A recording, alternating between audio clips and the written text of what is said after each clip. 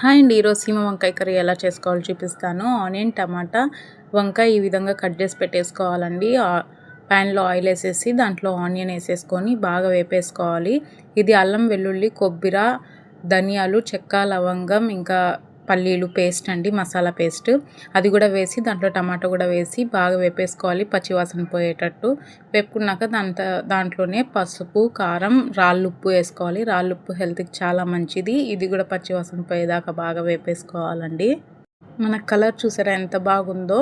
దీంట్లోనే వంకాయ కూడా వేసేసి మంచిగా దాంట్లో నీరంతా బయటకు వచ్చే వరకు వాటర్ వేయకుండా మనం వేపేసుకోవాలి. అప్పుడే బాగుంటుంది టేస్ట్ అనేది.